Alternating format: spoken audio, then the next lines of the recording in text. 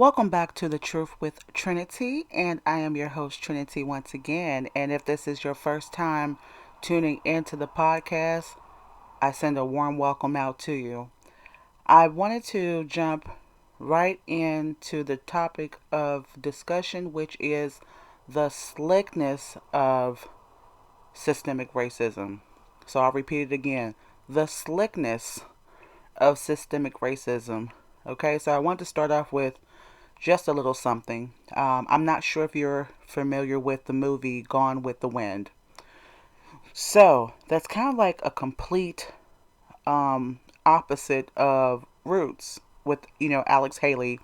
Roots describes, the trials and tribulations and the journey that black people, endured, in America. And then you have Gone with the Wind, which is like basically the life inside the plantation house.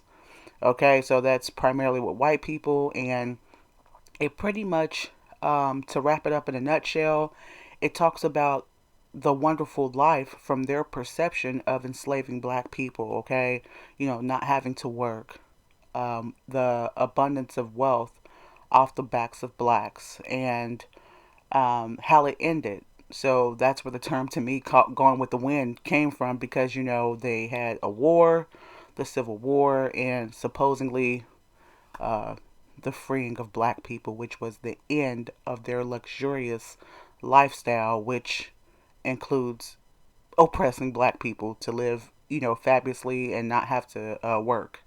Okay, and then it, kind of describes how, the first days that white people had to work and quote unquote struggle with not having field hands, aka slaves, to do their work for them.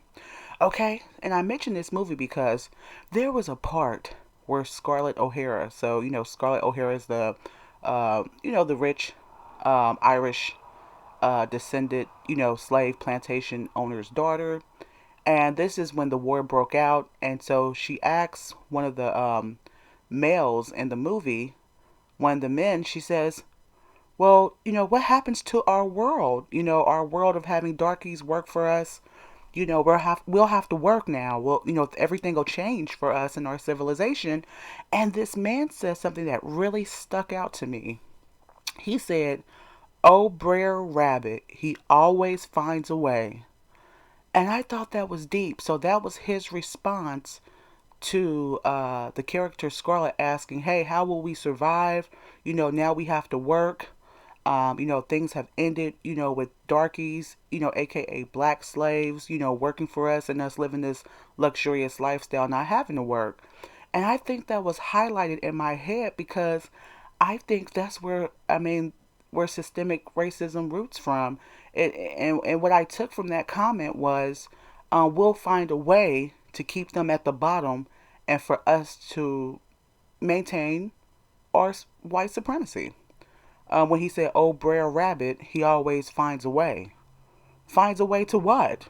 To, maintain you working as less and maintain your status in this country, and for blacks to still, be inferior, quote unquote, because I feel like I'm not inferior to anyone. I don't care what color they are. But this is basically what they said in the movie. So I wanted to tie that into the slickness of systemic racism. Okay, there are so many multifaceted dimensions and levels to the systemic racism, and I define personally systemic racism is a way to um, maintain power over people, and to silence them for speaking up about the injustices of it. And there's different methods for them to silence black people about the oppression and the injustices that happen in this country. And I would like to discuss a couple of them. Like, for example, let's look at the workplace. Let's say that you have a very prejudiced boss, okay, and you have, a few black staff members, and, let's just say, of course, most of the time the owner is black. I mean, not black, but white. And you have, white supervisors, a lot of white staff members, and you do have some black people there. So let's say that they're not coming out calling you derogatory names, but they're messing with your livelihood. Where other Caucasian members may have made the same mistakes as you on your job, or, whatever the case may be, but they highlight you as a black person, okay? So they don't like you for who you are. So they use your mistakes and say that they have to terminate you, okay? And you thinking like, well, I can just go file a complaint, you know, uh, with the NAACP or whatever, equal. I forgot what it's called, but where you file for employment discrimination, right? So they've got these boxes that you can check, right? One's for sexual orientation, one's for religious content, like, not content, but, who you are, what your religion is. And then, of course, the famous one, if it's racial discrimination, right? But let me show you an example of how slick systemic racism is. Okay, so there were pretty much white people involved in firing you, and then we have an at will employment thing going on. But what they do is they will include a black person as a witness as to why they fired you. And the reason why is because so that when you go file your complaint and your grievance, they can say, hey, there was a black person that's seen X, Y, and Z. So, no, this isn't racial. Okay? And so basically, they have a problem with you at work. It's pretty much personal. It could be racially driven by primarily white people, but they'll have some black people in the mix of the complaint against you so that you can't argue that it was racist. Because I believe one of the elements is pretty much when it's, one race, discriminating against another race.